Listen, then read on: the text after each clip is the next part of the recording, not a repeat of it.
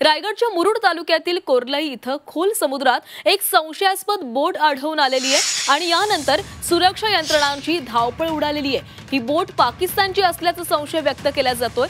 या बोटीतून काही व्यक्ती उतरल्याचाही संशय व्यक्त केला गेलाय।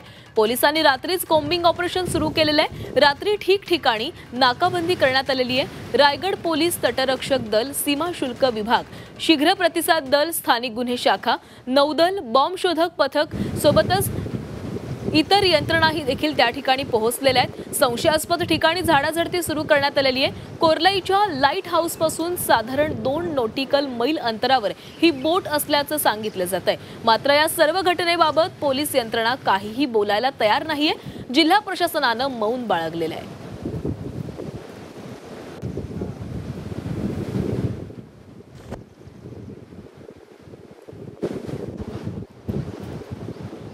कोर्लाईच्या समुद्रावर नाकेबंदी लावली आणि त्यांनी ड्रोन उडवले, पण ड्रोन का हवेचा दाब एवढा असल्यामुळं तो ड्रोन का त्या जागेवर पोचू शकला नाही आणि सकाळी पहाटेपर्यंत 4 वाजेपर्यंत पोलीस इकडे बंदोबस्त लावून होते, पण 4 वाजेपर्यंत कुठलाही म्हणजे ती जी लाईट दिसत होती ती लाईट दिसायची पण बंद झाली।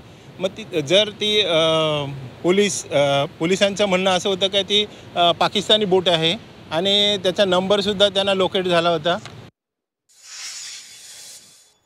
आणि याचाच आढावा घेतलेला आहे आमचे प्रतिनिधी प्रफुल्ल पवार यांनी। मुरुड तालुक्यातील कोर्लाई समुद्रात काल रात्रीच्या सुमारास एक संशयास्पद बोट आढळून आली आणि त्यानंतर संपूर्ण यंत्रणा खडबडून जाग्या झाल्या। आता आपण त्याच ठिकाणी आहोत ज्या ठिकाणी ही बोट आढळून आलेली आहे। साधारण या समुद्रामध्ये 2 नॉटिकल मैल अंतरावरती ही बोट दिसून आली।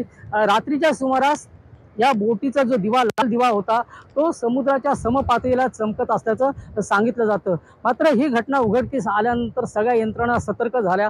पोलीस यंत्रणा असतील किंवा समुद्राशी संबंधित असतील ज्या यंत्रणा, कस्टम असेल किंवा कोस्टगार्ड असेल किंवा मेरीटाईम बोर्ड असेल, या सगळ्या यंत्रणांचे अधिकारी कर्मचारी या ठिकाणी पोहोचले होते। मोठा पोलीस बंदोबस्त या ठिकाणी तैनात करण्यात आला होता। त्याचबरोबर पोलिसांनी संपूर्ण परिसरामध्ये अलिबाग तालुका आणि मुरुड तालुका या दोन्ही तालुक्यांमध्ये नाकाबंदी केली होती। झाडाझडती घेतली जात होती। रात्रीच्या सुमारास रेवदंडा परिसरात कोम्बिंग ऑपरेशन देखील करण्यात आलं, कारण या बोटीतून काही व्यक्ती उतरल्याचा संशय आहे। त्याचबरोबर ही बोट पाकिस्तानी असल्याचाही संशय व्यक्त केला जातोय। मात्र या संदर्भात ज्या यंत्रणा आहेत, पोलीस यंत्रणा असतील किंवा महसूल यंत्रणा असतील, त्यांच्याकडून कुठलाही दुजोरा दिला जात नाही, कुठलीही माहिती दिली जात नाही। खरं तर रायगडचा किनारा जो आहे तो संवेदनशील मानला जातो, कारण 1993 मध्ये मुंबईचे साखळी बॉम्बस्फोट झाले त्यासाठी जे RDX वापरलं गेलं होतं ते रायगडच्याच किनाऱ्यावर उतरवण्यात आलं होतं आणि त्यामुळे रायगडची जी पोलीस यंत्रणा आहे ती या ठिकाणी सतर्क झाल्याचं पाहायला मिळतंय। प्रफुल्ल पवार, G24 तास, रायगड।